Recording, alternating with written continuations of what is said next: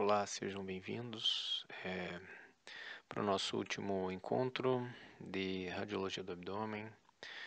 O tema de hoje será abdômen agudo não traumático. A nossa principal ênfase inicialmente para abordagem teórica é o exame radiográfico simples do abdômen e suas variações. Na sequência teremos um próximo módulo gravado com discussão de casos, estendendo também para os demais métodos, com base nas patologias determinadas. Bom, então vamos começar primeiro definindo o que é o abdômen agudo. Ela não é um diagnóstico etiológico, não é um diagnóstico nosológico, e sim um diagnóstico sindrômico, que é um conjunto de achados, de sinais e sintomas caracterizados por dor abdominal de início súbito e que necessita de intervenção médica. Essa intervenção seja clínica ou cirúrgica, de urgência. Na prática diária é extremamente comum, até 10% dos serviços de atendimento, dentre todos os quadros ortopédicos, traumáticos, neurológicos, o abdômen agudo figura entre os principais atendimentos médicos. É extremamente importante o diagnóstico etiológico correto, porque o atraso no tratamento de muitos quadros de abdômen agudo cursa com uma piora do prognóstico e uma piora da evolução clínica.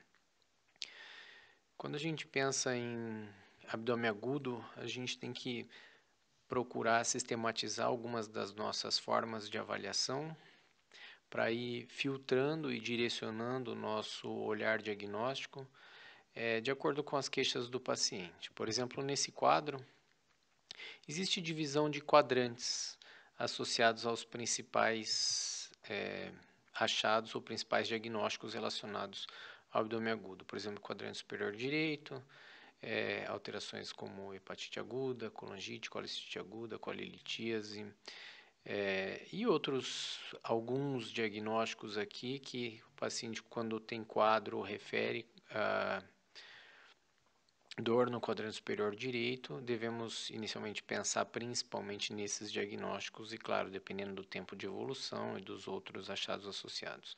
Da mesma forma, no quadrante superior esquerdo, devemos lembrar também, inclusive, de quadros torácicos, né? O infarto, pericardite, e ainda outras alterações como a própria pancreatite, que pode fazer dor no mesogástrio, no quadrante superior esquerdo, enfim, algumas localizações distintas. Aí no quadrante inferior direito, o principal dela sempre a apendicite aguda, mas ainda não podemos descartar, principalmente no público feminino, alterações ginecológicas e obstétricas, como gravidez ectópica, endometriose, ou alterações inflamatórias da pelve, né? No quadrante inferior esquerdo, a diverticulite também acaba sendo um diagnóstico bastante comum, não esquecendo também de quadros ginecológicos e obstétricos, além de outras alterações inflamatórias, incluindo também quadros de litíase renal, que pode em qualquer um dos quadrantes, dependendo da localização do cálculo, da proporção da obstrução e se existe ou não alterações infecciosas associadas, né? E ainda as dores abdominais difusas, né? Seja por uma peritonite difusa ou seja por um quadro inespecífico de uma apendicite inicial que faz uma dor vaga no abdômen, ou ainda alterações vasculares, né? Infarto mesentérico ou crise falcêmica no paciente com anemia falciforme. Então é muito importante ir direcionando e filtrando o teu leque de diagnósticos conforme as queixas são esclarecidas e localizadas no abdômen, para direcionar da melhor forma a tua hipótese diagnóstica e da mesma forma para selecionar os exames mais adequados a serem solicitados na tua investigação diagnóstica. Quando falamos de etiologia, na verdade, podemos já inicialmente agrupar em alguns diagnósticos clássicos relacionados à forma como o abdômen agudo ocorre.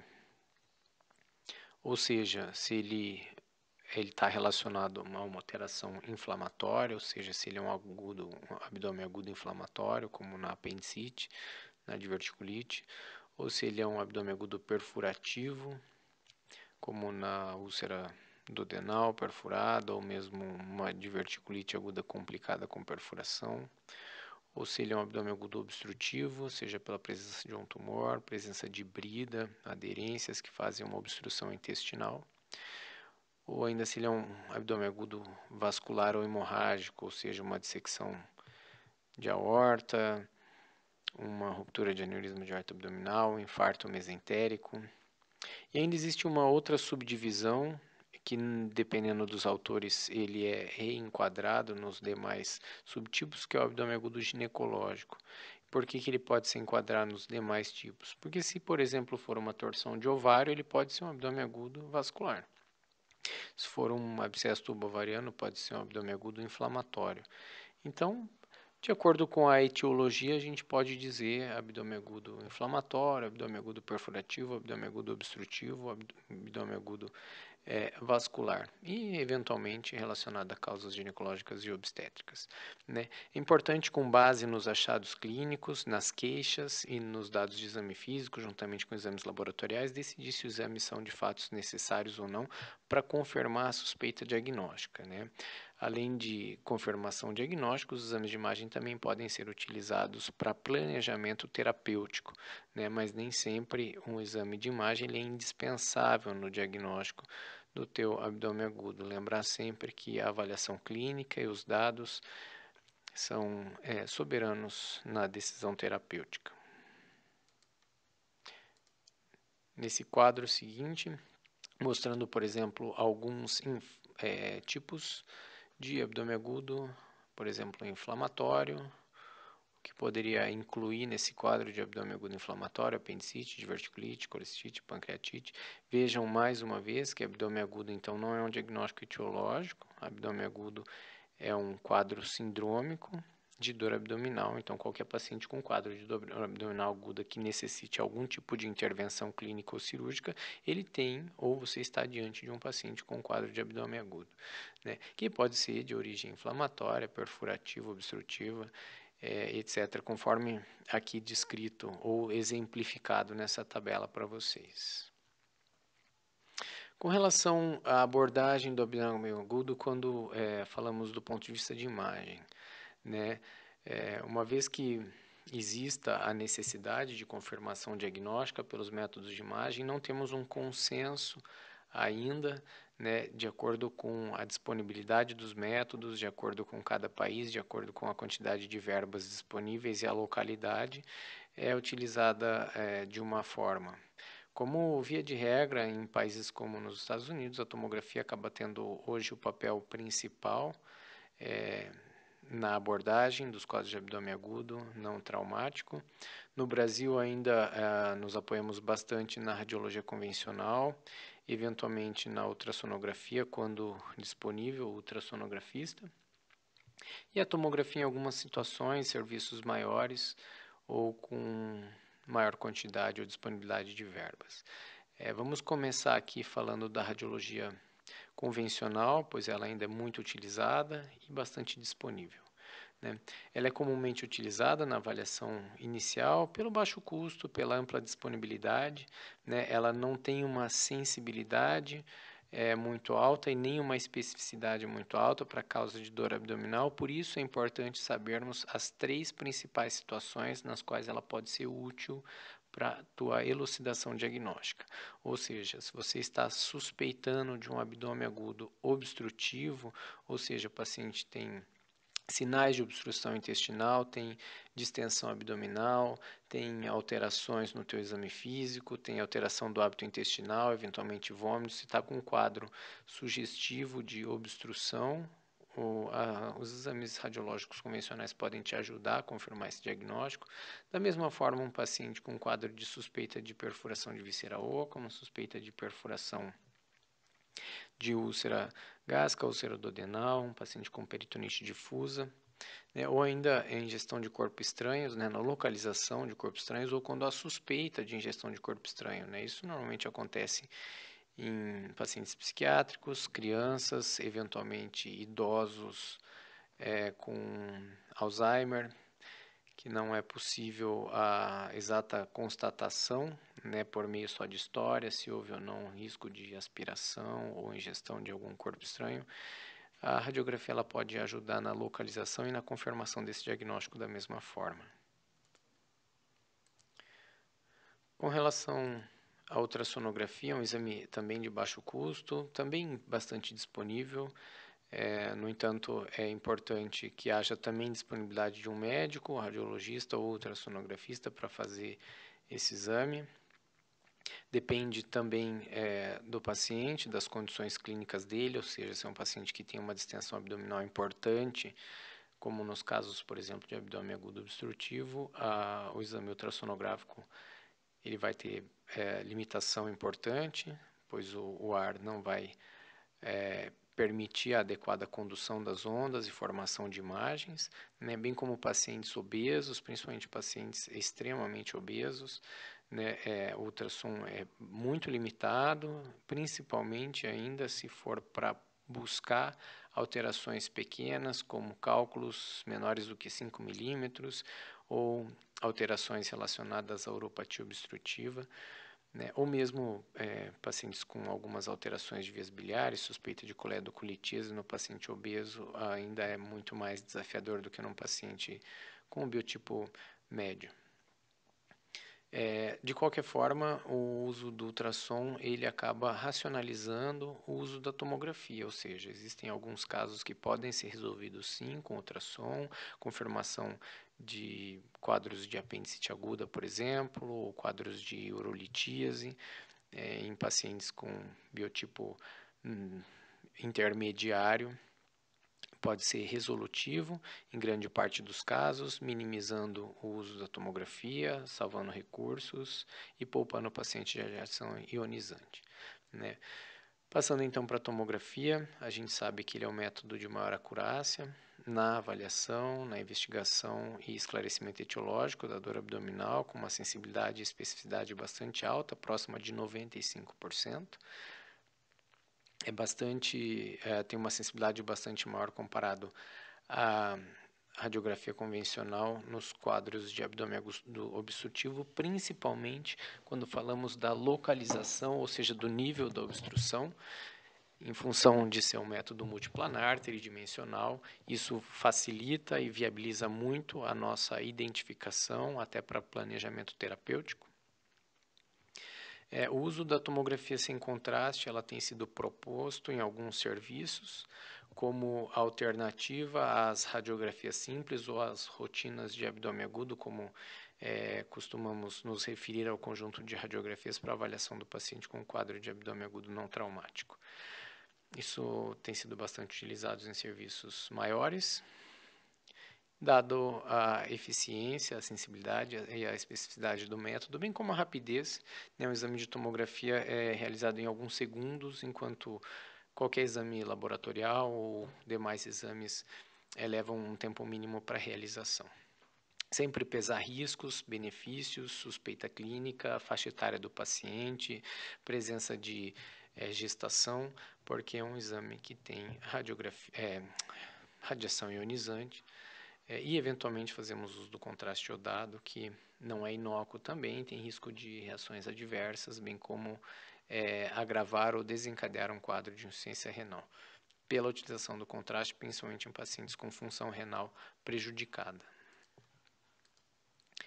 Por fim, a utilização da ressonância magnética, ela também tem um papel restrito, já comentamos isso a vocês, por ser um exame demorado, um exame pouco disponível, um exame caro, um exame que necessita da colaboração do paciente e muitas vezes um paciente com quadro de abdômen agudo, em função da dor, não consegue colaborar nos movimentos respiratórios sincronizados, não consegue ficar parado por muito tempo. O exame de ressonância magnética leva um tempo mínimo de 20 minutos para ser realizado de forma adequada.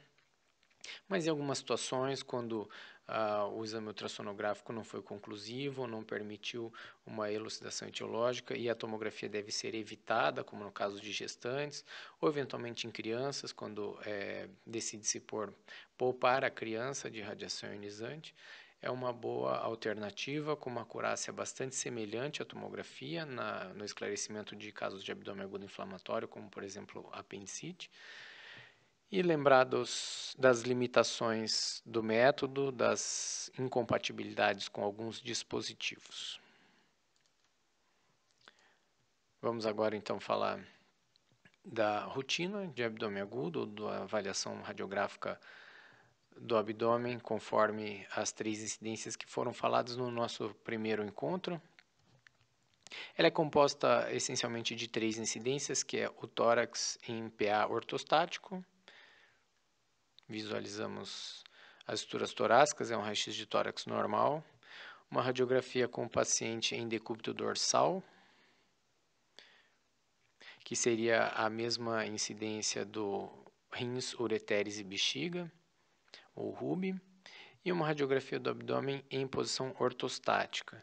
Conseguimos diferenciar uma posição da outra, porque o paciente em pé, o ar vai para as porções mais superiores, e nesse caso, por exemplo, conseguimos delimitar a bolha gástrica. Aqui as alças intestinais têm distribuição normal, que o paciente em decúbito dorsal não acumula-se nas porções mais superiores, porque o paciente está deitado, assim nas porções mais anteriores. Por que é feita então a radiografia de tórax? Na verdade, precisamos determinar algumas situações de alterações torácicas que podem cursar com dor abdominal. Temos casos de pneumonias de lobos inferiores, eventualmente pneumotórax, a dissecção de aorta, ou próprias alterações abdominais que cursam com complicações torácicas. Por exemplo, pacientes com pancreatite aguda podem cursar com derrame pleural. Então, o papel da radiografia de tórax é para avaliar as duas fontes de alteração, seja uma alteração torácica simulando dor abdominal ou complicações de afecções intraabdominais que cursam com complicações torácicas.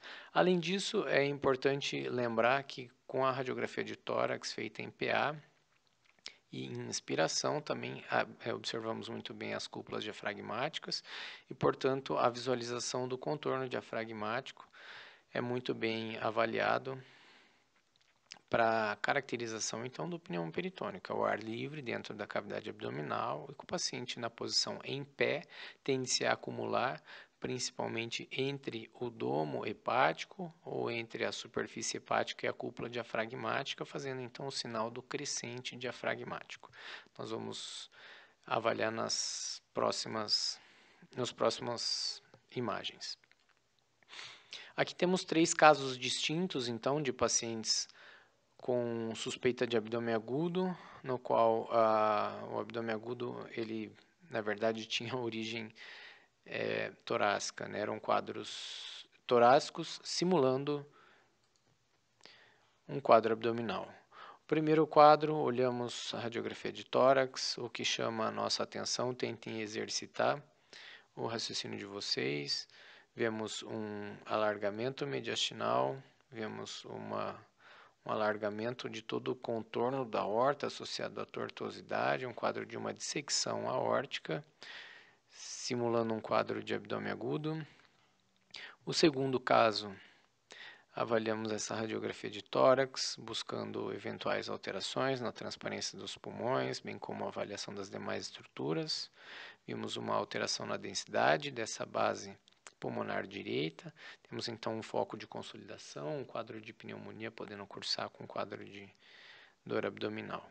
E nesse último caso, um paciente com extenso pneumotórax hipertensivo, o pulmão todo colapsado, com desvio das estruturas mediastinais para o lado direito, um quadro de pneumotórax espontâneo, simulando também um quadro de dor abdominal. Isso pode acontecer e, por isso, lembrar, ter atenção na avaliação de alterações torácicas que podem eventualmente cursar com dor abdominal. Nesse próximo exemplo, temos 2 complicações. torácicas de afecções intraabdominais. O primeiro quadro, o paciente tinha um diagnóstico de pancreatite, estava internado, fez uma radiografia e identificamos esse derrame pleural considerável no paciente. A pancreatite pode cursar com derrame pleural à esquerda, é normal em função do quadro inflamatório agudo, sistêmico, que alguns quadros de pancreatite desencadeiam. Nesse outro quadro, um paciente com colicite aguda, que cursou também com um pequeno derrame pleural. Desse lado, veja a obliteração do recesso costofrênico, quando comparado os dois lados. Por último ainda, o papel da radiografia do tórax no contexto do abdômen agudo é permitir uma boa visualização das cúpulas diafragmáticas, que na posição em ortostase é o principal local de identificação do ar livre na cavidade abdominal, ou seja, do pneumo peritônio, que normalmente está associado a quadros de abdômen agudo perfurativo. Vejamos então as regiões subdiafragmáticas. Aqui nessa imagem pode eventualmente haver confusão entre o que é bolha gástrica, o que é ar livre, mas nessa situação não há dúvida de que existe ar abaixo da linha diafragmática. Então temos um ar em pequena quantidade entre o contorno do fígado e a cúpula diafragmática. Nesse caso temos uma situação muito mais evidente, temos bastante quantidade de ar entre a cúpula diafragmática e o fígado, com elevação inclusive desse diafragma.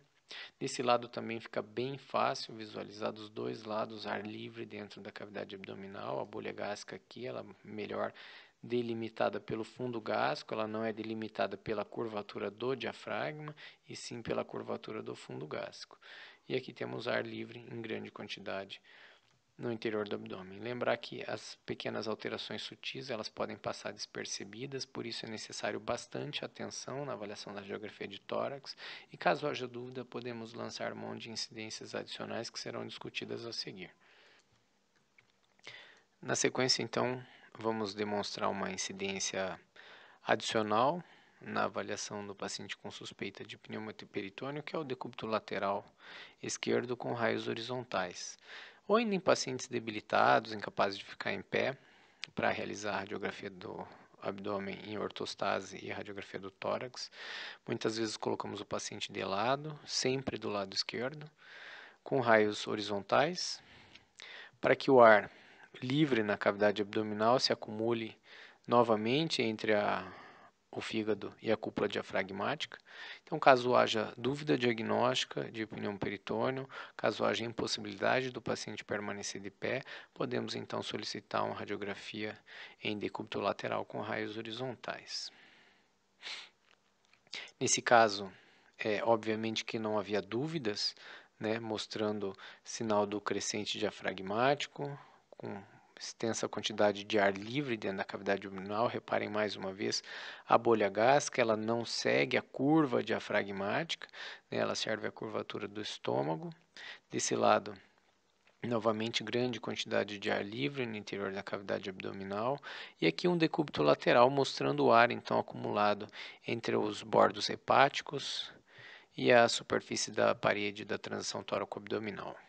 Então, para casos duvidosos, é um exame simples, também acessível e bastante resolutivo na busca de pequenos pneumoperitônios, o que não é o caso dessas duas imagens, que não deixam dúvidas. Além disso, então, quais outros sinais devemos procurar nos exames radiográficos? Lembrem que buscamos sempre os nossos reparos anatômicos na visualização do abdômen, visualizamos contorno de alguns órgãos, como o fígado, o baço, a sombra dos rins e, eventualmente, ou melhor, em geral, a sombra do psoas. Então, esses são nossos reparos anatômicos que devem ser buscados na avaliação de uma radiografia, em busca de, ou melhor, visando identificar alterações ou obliteração dessas estruturas. Por exemplo, o apagamento ou velamento da borda do psoas das lojas renais traduz acometimento do retroperitônio, pode ser por uma massa retroperitoneal, sarcoma, eventualmente tumor renal.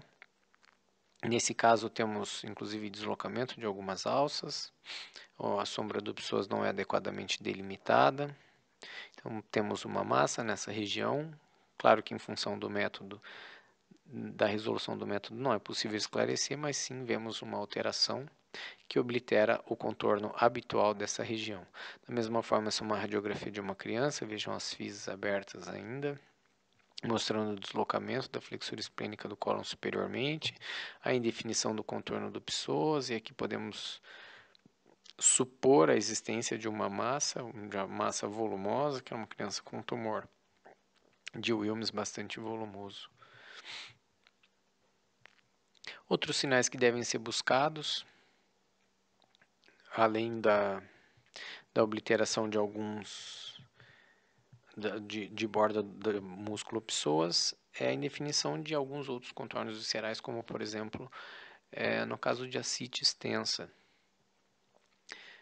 que aquele gradiente de densidades ele é obliterado em função do grande acúmulo de líquidos no abdômen. Então, nesse caso, vemos um aumento difuso da densidade do abdômen, sem delinear o que é a borda hepática, sem delinear onde está a sombra renal, o contorno da musculatura psoas. Paciente com quadros de ascite volumosa, esse gradiente de cinzas e de densidades ele é perdido. Esse caso em menor intensidade, esse caso em maior intensidade. Outros sinais buscados, sinais de distensão de alças, que sugere obstrução intestinal. Isso discutimos inicialmente no nosso primeiro encontro sobre o padrão mucoso de alças colônicas. A moldura colônica ela é sempre mais externa, ela tem as austrações, que são mais separadas do que quando comparadas às alças de Delgado, que elas têm uma distribuição mais central, e esse padrão de empilhado de moedas. Então, buscar distensões anormais de alças intestinais. Lembrem-se que, em geral, alças jejuniliais têm pequena quantidade de gás em condição normal, elas não estão distendidas em condições habituais, né? O que foge a essa normalidade é o ilho, adinâmico ou, eventualmente, processos obstrutivos. Além disso, devemos avaliar quais são as alças distendidas, se são só alças jejuniliais, se são alças colônicas e jejuniliais que estão distendidas, e se existe ainda gás na porção distal do trato gastrointestinal, que seria o gás na ampola retal. A ausência de gás na ampola retal indica um processo obstrutivo, pois o trânsito de ar não está acontecendo normalmente no trato gastrointestinal. Então, prestar bastante atenção nesses sinais que podem ajudar você no teu diagnóstico de abdômen agudo obstrutivo. Um outro dado importante, principalmente na radiografia com o paciente em pé, é a formação de níveis líquidos. Veja a alça, essa porção mais densa são formações de níveis líquidos. Isso traduz estase no interior de alças intestinais, o que também não é visto em condições normais. Então, prestar atenção para a formação de níveis líquidos na posição com o paciente de pé, que o ar sobe, o líquido desce. Existe então a formação desses níveis hidroaéreos para ver em qual alça, qual nível que isso está acontecendo para ajudar ou não na tua suspeita diagnóstica. Além desses outros sinais que podemos pesquisar, existe ainda o chamado alça sentinela, que simplesmente é uma alça em geral de Delgado, que ela se encontra fixa, edemaciada e distendida em um pequeno segmento próximo ao local de acometimento. Por exemplo, esse é um paciente com um quadro de pancreatite aguda, que tinha essa alça de Delgado fixa, distendida. Veja que apenas um segmento de alça, muito diferente daquele outro quadro de extensas distensões de alça.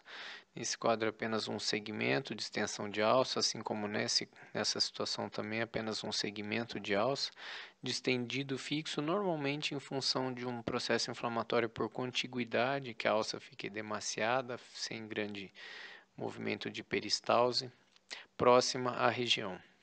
Nesse último caso, um paciente com apendicite aguda, com uma alça de Delgado próxima, também possivelmente por contiguidade afetada de forma a representar como alça sentinela desse processo inflamatória no interior do abdômen. Um outro sinal que deve chamar a nossa atenção é o sinal do volvo ou do grão de café. Vejam essa imagem muito caprichosa, realmente lembrando um grão de café, mas nem sempre temos essa imagem tão nítida. O que acontece em geral é a torção de uma alça sobre o próprio eixo. Isso acontece muitas vezes relacionado ao cólon sigmoide devido à mobilidade maior dele do que demais segmentos colônicos. Muitas vezes ele pode rodar ao redor do próprio eixo, fazer essa imagem de distensão. Isso é uma situação também de emergência que demanda intervenção, demanda tratamento cirúrgico, pois essa distensão tende a piorar e cursar com a perfuração deste segmento. E já que falamos de perfuração, vamos também falar sobre alguns sinais indiretos também de pneumoperitônio. Não só o crescente diafragmático, ele é possível identificar alterações, mas também existe o chamado sinal de Higler, que é a presença de ar entre as alças, e isso delimita a parede externa das alças. Isso em pacientes críticos, pacientes de UTI, que muitas vezes são feitas radiografias de abdômen de rotina, ou por alguma indicação clínica, pacientes que não têm condições de ficar em posição ortostática. Em condições normais, em função da ausência de ar fora da alça, vimos essencialmente a parede interna de alças. No entanto, quando há ar livre na cavidade abdominal, conseguimos então delimitar as paredes interna e externa das alças intestinais. Esse sinal da dupla visualização das paredes interna e externa é chamado então de sinal de Higler. Veja nessas duas situações como conseguimos ver a parte de dentro e a parte de fora, dessa mesma forma a parte de dentro e a parte de fora da alça. Então são sinais também que nos ajudam ou corroboram a nossa avaliação na suspeita de perfuração de uma víscera oca num quadro de pneumoperitônio. E além do ar livre no interior da cavidade abdominal, temos também ar que pode ir para porções do retroperitônio, chamado pneumoretroperitônio, eventualmente alguma perfuração de segmento retroperitoneal, que o ar disseca então para estruturas retroperitoneais e não para o interior da cavidade abdominal. Nesse quadro, por exemplo, a sombra do psoas ela é delimitada por uma linha mais escura, uma linha radiolucente, bem como a loja renal, que é o ar dissecando o retroperitônio. Nesse caso, uma situação mais acentuada e evidente, com extenso pneumoretroperitônio, dissecando todo o retroperitônio. Veja que não é o ar livre que está acumulado no interior da cavidade abdominal, fazendo essa dissecção dos planos retroperitoneais. Também pode acontecer em algumas situações, principalmente quando a perfuração não é para o interior da cavidade abdominal, e sim para o retroperitônio. Na sequência, vamos falar então, mostrar algumas imagens de radiografia simples do abdômen antes que a gente dê sequência à nossa discussão de casos propriamente ditos.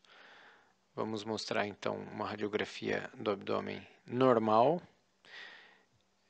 Tentar sempre exercitar a nossa visualização para fixar aquilo que é normal, quais são os padrões normais para diferenciar dos padrões patológicos, lembrando então de avaliar estruturas ósseas, avaliar estruturas de partes moles, avaliar o contorno das vísceras, o contorno do músculo psoas de um lado e do outro, avaliar a sombra renal de um lado, do outro, avaliar o contorno hepático, contorno esplênico. Veja que nesse caso temos os contornos viscerais, contorno muscular preservado. Alças intestinais de Delgado não estão distendidas, temos um ou outro segmento de alça com uma pequena quantidade de gás, da mesma forma o cólon, ele apresenta uma quantidade de ar maior em condições normais do que o delgado, com resíduos. O ar e resíduos são essas áreas mais heterogêneas. Vemos o seco, o segmento ascendente, flexura hepática do cólon, o segmento transverso, flexura esplênica do cólon. O segmento descendente não estamos vendo muito bem, mas aqui na região do reto vemos a ampola retal com gás e resíduo, ou seja, o ar está fluindo pelo trato gastrointestinal, não há sinais de obstrução e ainda o reto tem conteúdo gasoso também. o que confirma essa nossa avaliação. Então, lembrar sempre de avaliar, tomar cuidado na avaliação das estruturas, da distribuição do gás no abdômen, no interior de alças, da ausência de ar livre no interior do abdômen ou no retroperitônio, procurar pelo contorno, pelos teus reparos anatômicos, para na seguida buscar eventuais alterações. Os casos a seguir que serão apresentados não necessariamente têm uma técnica radiográfica adequada, mas é apenas para visualização de eventuais alterações. Procurem exercitar o raciocínio de vocês, buscando alterações nesses exames radiográficos. Eu vou pedir para que todos vocês anotem a resposta, qual seria o teu principal achado, e aí colocar em seguida achados acessórios. Essas respostas serão enviadas em seguida. Próximo caso, visualizem esse paciente.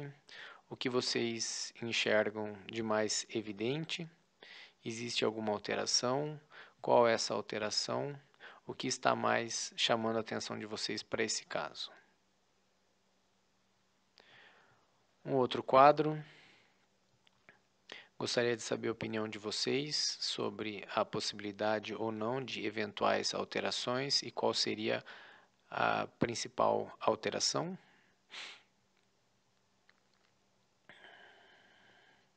Esse outro quadro, radiografia de abdômen, existe alguma alteração?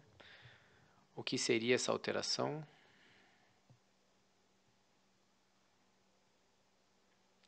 Mais um exemplo, esse bastante discutido nas nossas aulas. Existe alguma alteração? Qual é o padrão da alteração? Ou está normal?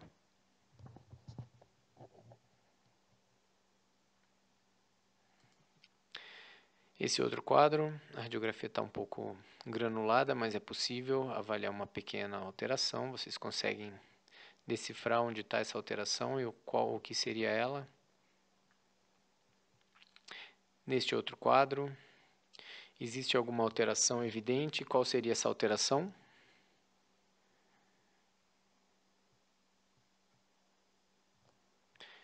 Neste outro quadro, é possível identificar alguma alteração? Onde está essa alteração? E o que ela representa? Este outro paciente, é possível visualizar alguma alteração?